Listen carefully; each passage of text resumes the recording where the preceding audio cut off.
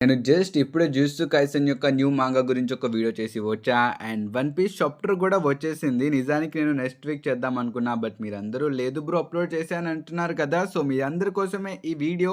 And specially thank you guys. మనం next ఇయర్లోకి 27K సబ్స్క్రైబర్స్తో వెళ్తున్నాం. And yeah it's means a lot to me. So thank you. And I hope next year మన channel 100K కొట్టిద్దని అనుకుంటున్నా. నేను bro fix అయిపోయా. Next year 100K వెళ్ళేంత వరకు నేను videos పెడుతూనే ఉంటా. సో ఒకవేళ మీరు ఎవరైనా కొత్తగా చూస్తుంటే బ్రో మన ఛానల్ సబ్స్క్రైబ్ చేసుకోవడం మర్చిపోమాకండి. సో ఇంకేం నేర్చుకున్నా let's start this video. One piece chapter 1170 యొక్క కవర్ ప్యానెల్ లో మనం జిమ్మిని చూసుకోవచ్చు. ప్రస్తుతం తను స్ట్రా హెడ్స్ కి లైక్ ఫుడ్ ఇస్తున్నాడు అనమాట ఒక ట్రైన్ లో. అండ్ ఈ చాప్టర్ యొక్క టైటిల్ పేరు వచ్చేసి కాంట్రడిక్షన్. ఈ చాప్టర్ స్టార్ట్ అయ్యింది మన లోకి ఇంకా రాగ్నిర్ నుంచి. ప్రస్తుతం మన లోకి ఆ ట్రెజర్ రూమ్ లోకి అలా వెళ్తాడనమాట.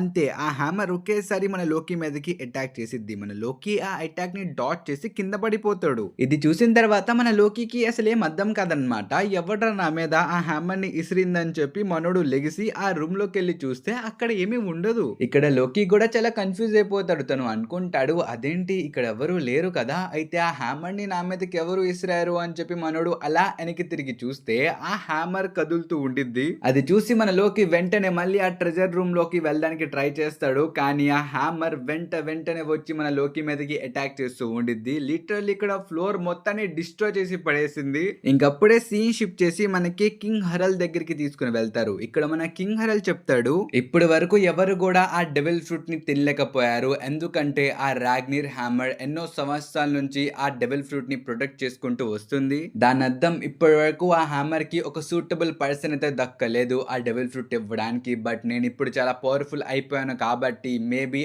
ఆ ఫ్రూట్ నన్ను యాక్సెప్ట్ చేయొచ్చు అని చెప్పి మనోడు కూడా అనుకుంటూ ఉంటాడు. కానీ మన కింగ్ హరల్ కూడా ఈ మాటల్ని చెప్తూ కొంచెం తడబడుతూ ఉంటాడు. ఎందుకంటే తనకి తెలుసు మన లోకి కూడా తక్కువడేమి కాదని. బికాస్ మన లోకి దగ్గర ఏన్షియంట్ జైంట్ యొక్క బ్లడ్ ఉంది. అలాగే తను మిగతా జైంట్స్ లో పోల్చుకుంటే తన హైట్ చాలా అంటే చాలా ఎక్కువ. ప్లస్ తను ఒక మిస్టీరియస్ ఐ తో బాగున్నాడు అనమాట.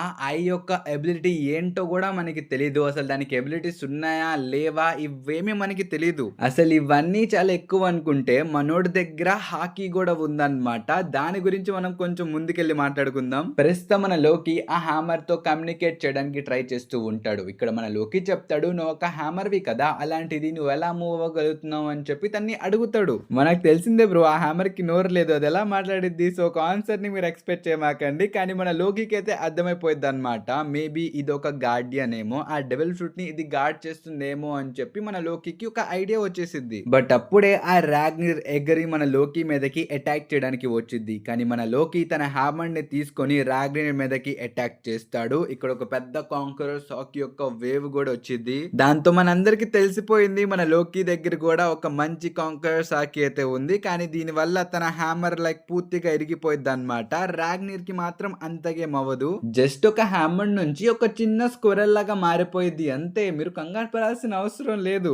ఐ నో నమ్మడానికి చాలా కష్టంగా ఉన్నా సరే మనం నమ్మాల్సిందే. Because it is one piece. ఇక్కడ ఏదైనా జరగచ్చు. ఒక హ్యామరే డెవిల్ ఫ్రూట్ ని తిని ఒక స్క్వెరల్ లా మారచ్చు, లేకపోతే ఒక స్క్వెరల్ డెవిల్ ఫ్రూట్ తిని ఒక హ్యామర్ లా మారచ్చు. ఇది వన్ పీస్. కానీ జోక్స్ పక్కన పెడితే మేబీ మన ఓడా సెన్సే రాటర్టాస్ ని అదే ఇన్స్పైర్ గా తీసుకొని ఈ క్యారెక్టర్ ని తీసుకొచ్చారని అనుకుంటున్నా. ఇది ఒక మైథాలజికల్ క్యారెక్టర్. ఒకవేళ మన ఓడా సెన్సే నిజంగా ఆ మైథాల్ నుంచి ఈ క్యారెక్టర్ ని ఇన్స్పైర్ తీసుకుంటే దాని అర్థం మన లోకి దగ్గర మిడ్ డాగర్ లాంటి అపియరెన్స్ అయినా లేకపోతే తన లాంటి ఎబిలిటీస్ అయినా ఉండాలి. దీని గురించి నేను కొంచెం డీటెయిల్ గా లైక్ స్పాయిలర్స్ వీడియోలో చెప్పా. ఇంతకీ నేను ఇప్పుడు హఠాత్తుగా లోకి యొక్క అపీరెన్స్ గురించి ఎందుకు మాట్లాడుతున్నానంటే ఇక్కడ ఈ స్క్వెరల్ ఉంది కదా, అది మన లోకి యొక్క పవర్స్ ని యాక్సెప్ట్ చేసి మన లోకిని ఆ ట్రెజర్ రూమ్ లోపలికి తీసుకుని వచ్చి తనకు ఆ లెజెండరీ డెవిల్ ఫ్రూట్ ఇచ్చిద్ది అనమాట తినమని. ఇక్కడ మన లోకి కూడా ఆ ఫ్రూట్ ని యాక్సెప్ట్ చేసి తను ఆ ఫ్రూట్ ని తినేస్తాడు. ఇంకా తను తినిన వెంటనే తన అపీరెన్స్ మొత్తం లైక్ మారిపోయింది. తనకి కొంచెం స్పైక్స్ లాగా వస్తాయి. అండ్ ట్రస్ట్ మీ మనోడు సమ్ కైండ్ ఆఫ్ డ్రాగన్ లేకపోతే ఒక డైనోసార్ లాంటి క్రియేచర్ గా మారిపోతాడు. మనం ఈ ప్యానెల్ లో చూసుకోవచ్చు తన షాడో లైక్ అలాగే ఉంది. సో దీని గురించి మీ ఒపీనియన్ ఏంటో కామెంట్స్ లో చెప్పడం మర్చిపోమాకండి. So back to chapter. ప్రస్తుతం మన కింగ్ హరల్ తన సోల్జర్స్ మీదకి దాడి చేస్తుంటే మన షాంక్స్ ఇంకా గబాంతాన్ని ఆపుతూ ఉంటారన్నమాట. ప్రస్తుతం మన షాంక్స్ లైక్ నార్మల్ గా అటాక్ చేస్తూ ఉంటాడు. కానీ ఆ అటాక్స్ కి లైక్ ఇంపాక్ట్ ఏం లేదన్నమాట. మన కింగ్ హరల్ కి అసలు ఏం అవ్వట్లేదు. అప్పుడు మన గబాన్ చెప్తాడు నువ్వు నార్మల్ అటాక్ చేస్తే తనకేం అవ్వదు, నువ్వు నీ కాంకరర్ సాకిని ఉపయోగించి అటాక్ చేస్తే తనకు ఆ నొప్పి తెలిసిద్ది, అలా అలాగే తన రీజనరేషన్ కూడా లైక్ తగ్గిపోయిద్ది అని చెప్పి తను అంటాడు. ఈ మాటలు విని మన షాంక్స్ చెప్తాడు, ఇంతకీ తన యొక్క వీక్నెస్ నీకెలా తెలిసింది అని చెప్పి తను అడుగుతాడు అనమాట. అప్పుడు మన గబాన్ రివీల్ చేసి చెప్తాడు, నువ్వు ఒక బేబీగా ఉన్నప్పుడు నేను తీసుకెళ్ళడానికి గాడ్ నైట్స్ యొక్క మెంబర్స్ చాలా సార్లు ట్రై చేశారు, కానీ వాళ్ళు వచ్చిన ప్రతిసారి మేము వాళ్ళతో ఫైట్ చేసామన్నమాట. అలా మాకు వాళ్ళ యొక్క వీక్నెస్ తెలిసింది. కానీ వాళ్ళ యొక్క ధైర్యాన్ని నేను ఇప్పుడు కూడా మెచ్చుకుంటున్నా, ఎందుకంటే ఒక్కసారి గెలవకపోయినా వాళ్ళు చాలా సార్లు ట్రై చేశారు, చాలా సార్లు మాతో దెబ్బలు తిన్నారు అని చెప్పి ఇక్కడ మన గబాన్ అంటూ ఉంటాడు. ఈ మాట విని మన షాంక్స్ కూడా చెప్తాడు, అవును సేమ్ ఇలాంటిదే నాకు సోమర్స్ కూడా ఏదో చెప్పాడు, కానీ అప్పట్లో నేను వాడి మాటలు ఏం పట్టించుకోలేదు అని చెప్పి మన షాంక్స్ అంటాడు. ఈ మాటలు విని మన గబాన్ చెప్తాడు, మళ్ళీ వాళ్ళ పెళ్లి వినిన తర్వాత నాకు పాత రోజులు గుర్తుకొచ్చే, అసలు మేము కూడా అప్పుడు షాక్ అయిపోయాం, ఎందుకంటే ఆ సెలెస్టియల్ డ్రాగన్స్ ఉండే చోట ఒక ఫైటింగ్ ఫోర్స్ ఉండిద్దని మేము ఎప్పుడు గెస్ చేయలేకపోయాం, బికాజ్ వాళ్ళు ఎప్పుడు వాళ్ళే దేవుళ్ళు అన్నట్టు బిహేవ్ చేస్తారు. అలాంటి వాళ్ళ దగ్గర ఒక ఫైటింగ్ ఫోర్స్ ఎందుకు ఉండిద్దని మేము అందరం ఎక్స్పెక్ట్ చేసాం, బట్ వాళ్ళకి సెక్యూరిటీ బానే ఉంది అక్కడ అని చెప్పి మనోడు అంటాడు. ఈ మాట విని మన షాంక్స్ చెప్తాడు, నేను మీకు దొరికాను కాబట్టి సరిపోయింది, లేకపోతే నేను కూడా వాళ్ళందరిలాగానే మారిపోయే వాడిని అని చెప్పి తను అంటాడు. ఇక్కడ మన కింగ్ హరాల్ ఇంకోసారి వీళ్ళ మీదకి అటాక్ చేస్తాడు అనమాట. ఇక్కడ వీళ్ళిద్దరూ చాలా కష్టపడి మన కింగ్ హరాల్ ని ఆపడానికి ట్రై చేస్తూ ఉంటారు, కానీ అసలు వీళ్ళేం చేయలేకపోతారు. ఆఖరికి మన షాంక్సే చెప్తాడు, మనం ఇక్కడ ఎంత కష్టపడి ఫైట్ చేసినా మనం తిన్నైతే ఆపలేము, తిన్ని ఆపాలంటే లోకి రావాల్సిందే, ఇది తన వల్లే అయిద్ది అని చెప్పి మన షాంక్స్ అంటాడు. రెండో వైపు మనం గబాన్ ని కూడా చూసుకోవచ్చు. ఇక్కడ మన గబాన్ చెప్తాడు, నేను ఇప్పుడు వరకు చాలా సార్లు గాడ్ నైట్స్ తో ఫైట్ చేశా, కానీ వాళ్ళు ఎప్పుడు కూడా కాంకర్ సాకిని ఉపయోగించలేదు.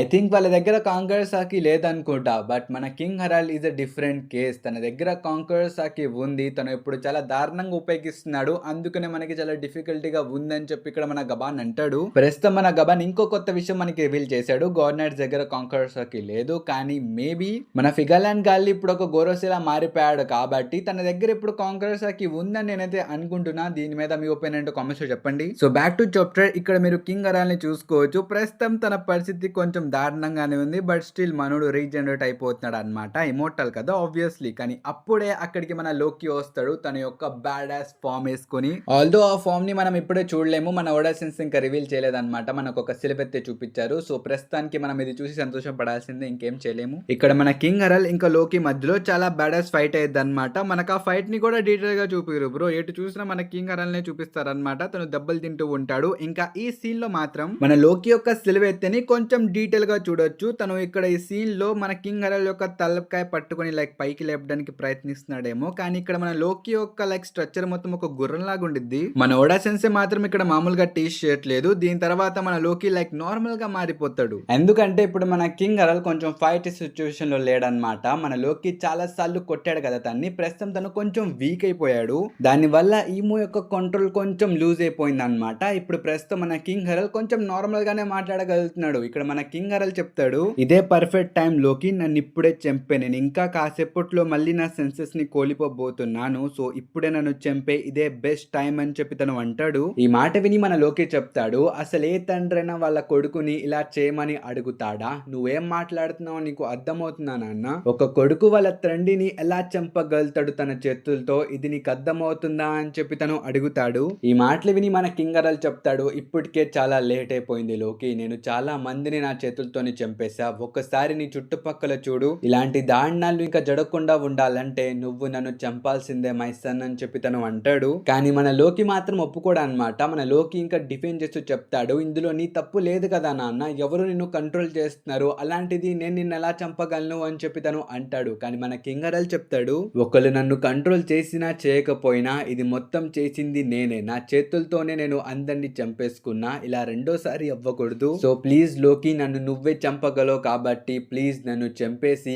ఈ ఎల్బఫ్ ని మీ అన్నయ్యతో పాటు హ్యాపీగా రూల్ చేయి, ఒక బెస్ట్ కింగ్ లా మారు అని చెప్పి తను అంటాడు. ఈ మాటలు విని మన లోకి చాలా కోపంతో చెప్తాడు, బాస్టర్డ్, ఇది మొత్తం నీ వల్లే జరుగుతుంది, అసలు ఒక తండ్రి కొడుకు చేత ఇలాంటి పనులు చేపిస్తాడా అని చెప్పి మన లోకి తన హ్యామర్ తో అటాక్ చేయడానికి వెళ్తాడు. ఇక్కడ మన కింగ్ హరాల్డ్ నవ్వుతూ చెప్తాడు, నాకు తెలుసు లోకి, నువ్వు మమ్మల్ని అందరినీ ఇష్టపడుతున్నావు, మమ్మల్ని అందరినీ ప్రేమిస్తున్నావు అని నాకు తెలుసు, మీ అమ్మని వాళ్ళు చంపేశారనే కదా నువ్వు వెళ్ళి వాళ్ళ విలేజ్ మొత్తాన్ని డిస్ట్రాయ్ చేసి పడేసావు. ఐ నో మై సన్, నువ్వు చాలా మారిపోయావు, ఇప్పుడు నీ ఫీలింగ్స్ ని కూడా నువ్వు చెప్పడం స్టార్ట్ చేసావు, I love you my son అని చెప్పి తను అంటాడు. మన కింగ్ హరాల్డ్ ఈ మాట చెప్పిన వెంటనే క్యాసిల్ మీద ఒక పెద్ద పిడుగు పడిద్ది. అయిపోయిద్ది. అండ్ మన లోకి తన హ్యామర్‌ని యూజ్ చేసి కింగ్ హరల్ మీదకి ఒక అటాక్ చేస్తాడు. ఇక్కడ మన కింగ్ హరల్ మొత్తం ముక్కలై పడిపోతాడు. లిటరల్లీ అలా ముక్కలై పడిపోతున్నప్పుడు కూడా మన కింగ్ హరల్ చెప్పేది ఒకటే, లోకి మై సన్, నువ్వే ఎల్బఫ్ యొక్క ఫ్యూచర్ ని సెక్యూర్ చేయాలి అని చెప్పి తను చనిపోతాడు. ఇంకిది చూసి మన లోకి చాలా గట్టిగా ఏడుస్తాడు అనమాట. ఇంకింతటితో ఈ చాప్టర్ అయితే అయిపోయింది. ఐ హోప్ ఈ వీడియో మీ అందరికీ నచ్చిందని అనుకుంటున్నా గైస్. నచ్చితే మాత్రం ఈ వీడియోకి ఒక లైక్ ఇవ్వడం మర్చిపోమాకండి. అలాగే కొత్తగా చూస్తుంటే ఛానల్ సబ్స్క్రైబ్ కూడా మర్చిపోమాకండి. ఇంకా మనం కద్దాం నెక్స్ట్ వీడియోలో. Until then bye by.